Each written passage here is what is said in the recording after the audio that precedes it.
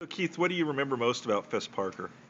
Incredible guy. One of the nicest, most down-to-earth people I've ever interviewed or met. Someone with his background and his notoriety, his celebrity, you'd never know it. He was just a honest to goodness great guy. Just always available. Whenever you'd see him at either his hotel properties on the waterfront, the DoubleTree, or at his wine country inn in Los Olivos, or even at the winery, the tasting room there on Fox and Canyon Road, just a very approachable, very nice, very hospitable person, and obviously a very accomplished businessman and pioneer in the wine industry and certainly tourism. The guy's a giant in Santa Barbara County, and it's a very sad day. He was just a truly remarkable man. What type of impact did he have on our area?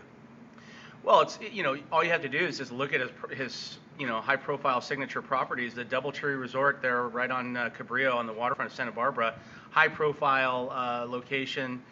His name has been associated with that property for decades. Before, when it was the Red Line, and now that it's the DoubleTree, I mean, everybody knows it as Fess Parker's DoubleTree Inn, and it's a signature property right there on Santa Barbara's waterfront. So that alone puts him in a class by himself. And then, of course, you have the Wine Country Inn, which was literally, I think, one of the most premier, higher-end resort destinations in the San Ynez Valley to cater to those wanting to take advantage of the wine country. And that put that property is in a class by itself, and certainly everybody knows Fess through his properties there, as well as his beautiful winery, one of the most popular stops on the wine trail, on the Fox Canyon Wine Trail. So again, it's hard to exaggerate or overstate how big of a man he was in this county in terms of his, not just his business ventures, but also his the charitable things he did. He was, a lot of people probably don't know that he was very active in charitable organizations, and spent years basically helping raise money for a variety of causes. So again, just a huge loss for Santa Barbara County in our area, and yeah, he's definitely, there'll never ever be another Fess Parker. He was Davy Crockett, Daniel Boone in several movies, and he has a lot of land. Remember, he told you a story about why he ended up buying land. Well, he told me the last time I interviewed him actually was when Ronald Reagan died, and Ronald Reagan and Fess Parker were very good friends. And Fess invited me up to his house, and his wife was there, and we looked at photo albums of all the years that they had spent with the Reagans, and he had shared a lot of stories with me. And I asked him, why he decided to get involved in real estate, because he was a real estate investor going back decades, back to the 50s. And I asked him, why did you decide to start using your money and your wealth that you accumulated through your television career buying California real estate? And he said, well, he got a wonderful tip from somebody who had done quite well. And I asked him who was it, and he said it was Bob Hope.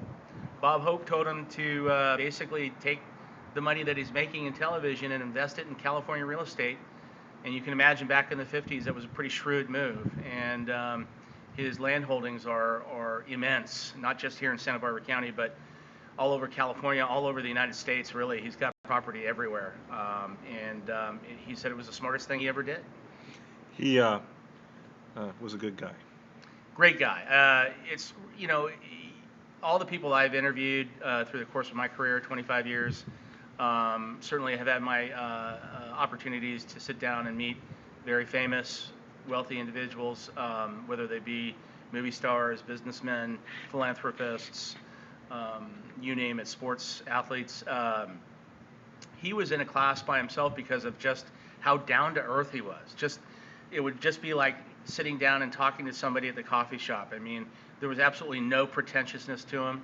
He was completely sincere, and you'd never know that he was as wealthy or from the background that he came from, because he just never put on those airs. He was just a great guy. Can't say enough about that.